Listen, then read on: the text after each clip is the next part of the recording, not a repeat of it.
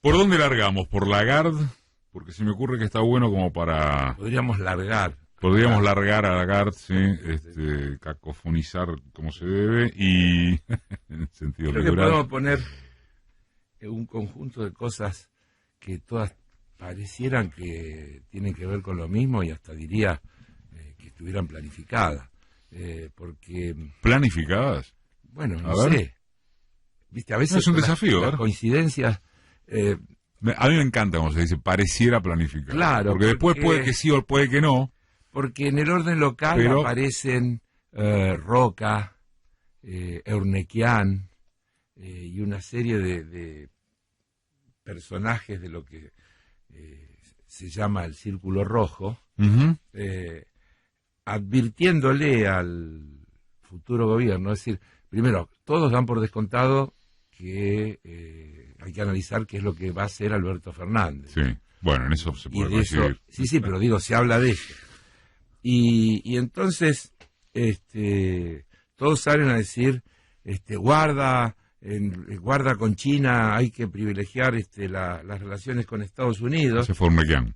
Claro, pero ¿sabés cómo lo dice Eurnequian? Eurnequian dice textualmente: el próximo presidente argentino debería entender que no hay otro camino hacia el crecimiento que abrazar el liberalismo al estilo estadounidense, basado en principios que generan progreso y prosperidad. Así, sin anestesia, ¿no? Pablo Roca no lo dijo tan taxativamente, pero dijo algo parecido. Y hoy aparece una nota que encontré, que creo que no tiene desperdicio, porque uno diría, ¿por qué aparece hoy Ann Kruger hablando de la Argentina? Ann Kruger. La sacaron de la cripta. Claro. Pero vos fíjate. Recordemos quién es, ¿no? Ann Kruger fue directora gerente. Ocupó el mismo cargo de Lagarde hace unos cuantos años. Dice en una nota que el país es algo así como un enfermo indisciplinado que no cumple con los tratamientos prescriptos y que si no cambia puede acabar con la paciencia de sus médicos. Bueno, y por lo menos no habla de tormenta. Agrega, la Argentina deberá tolerar una terapia de doloroso ajuste y los candidatos presidenciales tendrán que comprometerse ya mismo a que eso ocurra. Mirá que no tiene desperdicio esto, si querés te lo leo de vuelta, porque es impresionante. Es decir... La pregunta es a base de qué la rescatan. Bueno, para que diga esto. De la figura de la cripta. Argentina, dice, el médico, mirá, dice, el médico prescribe, esto ¿sabés qué es?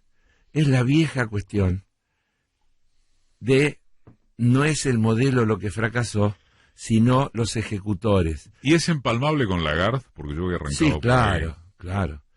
Ahora lo vamos a ver. Acá, cada vez que estos modelos fracasan, como indefectiblemente sucede, acá y en el mundo entero, el problema es, se hizo mal la dosis adecuada. Claro, y mirá cómo lo dice la señora esta.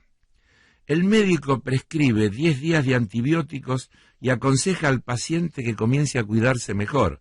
Luego de 3 días de tomar las pastillas y de seguir las órdenes del galeno, el hombre se siente mucho mejor, pero encuentra la vida tranquila penosa, así que se olvida de la medicina y de los consejos médicos para recaer en el libertinaje.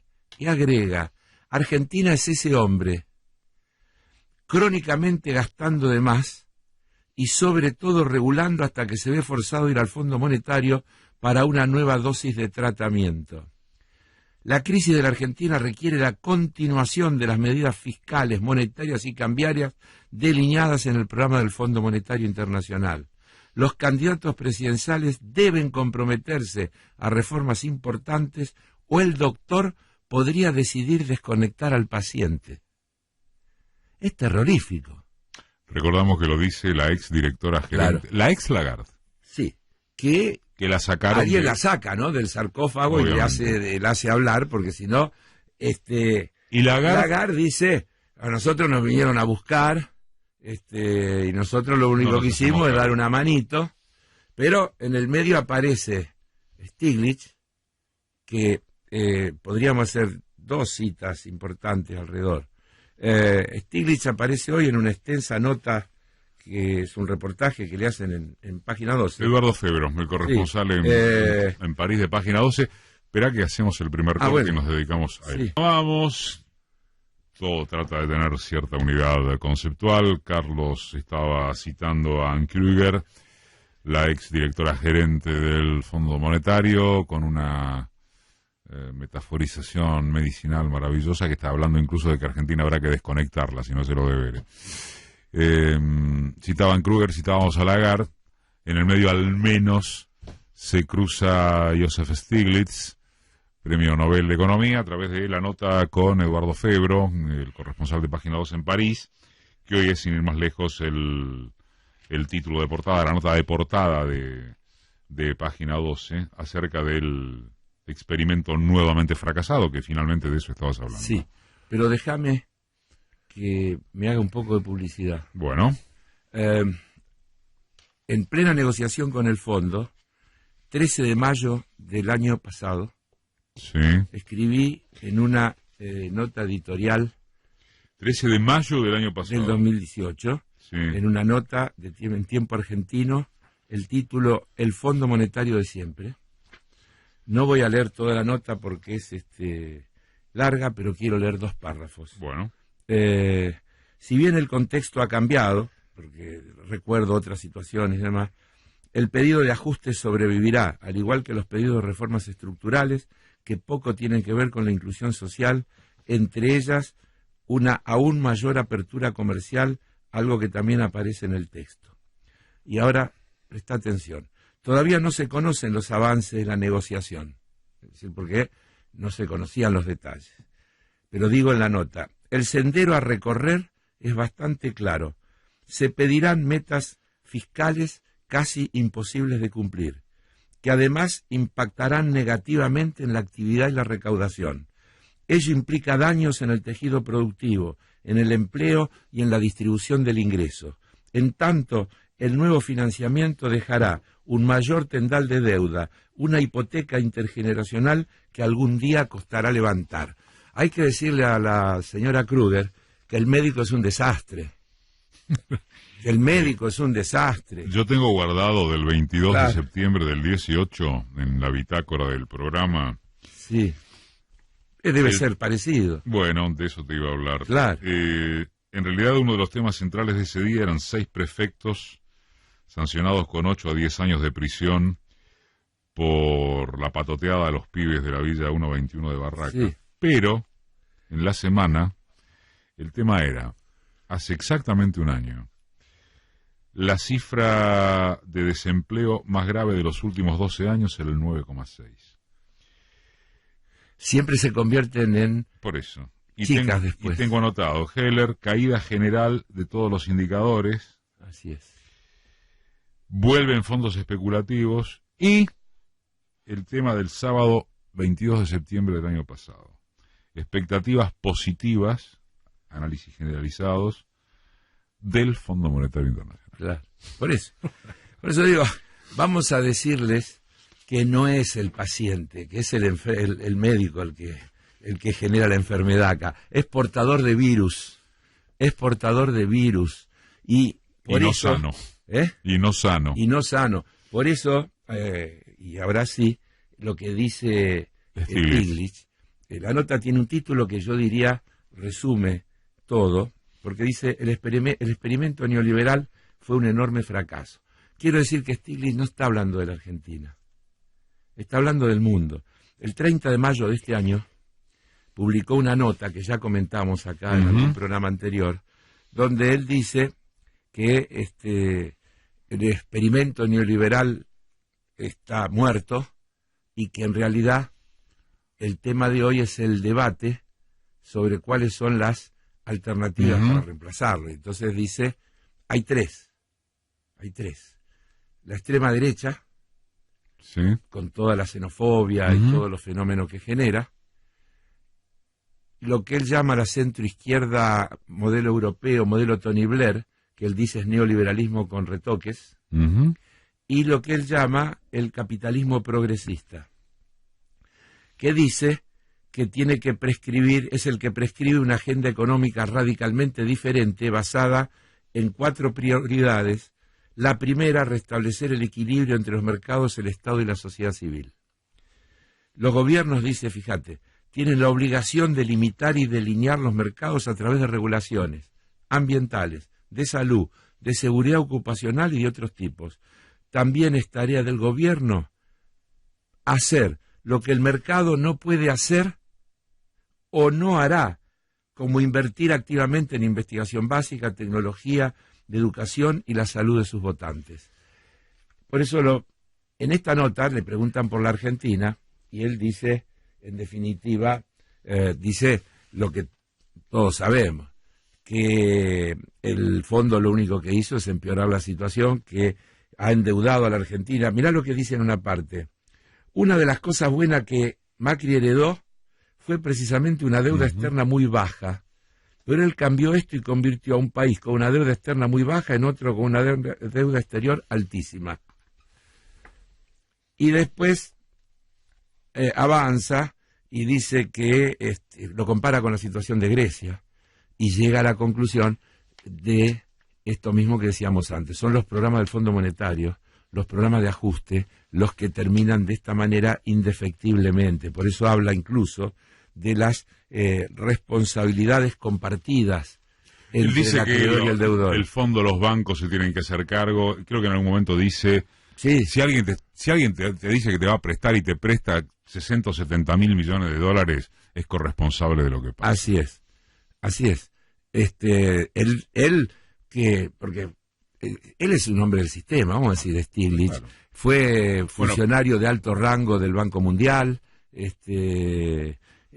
que pasa es que tiene una visión no ortodoxa y entonces hace una crítica feroz a lo que hacen estos organismos hoy sobre la economía y sobre la vida de los países y de sus gentes. Digamos que sería Stiglitz un liberal en términos yanquis, asustado. Alguno diría, bueno, este es el tipo de derecha lúcida que se necesitaría, o de hombres del sistema. Pero él está lúcido. planteando una cosa que no se puede llamar de derecha, porque cuando plantea este tema del capitalismo progresista, sí, el capitalismo progresista que él plantea insiste en que las regulaciones son imprescindibles para alinear al mercado y dice que es obligación del Estado abordar el creciente problema del poder del mercado concentrado, el incremento del poder del mercado corporativo, junto con la caída del poder de negociación de los trabajadores, ayuda a explicar por qué la desigualdad es tan alta y el crecimiento tan débil.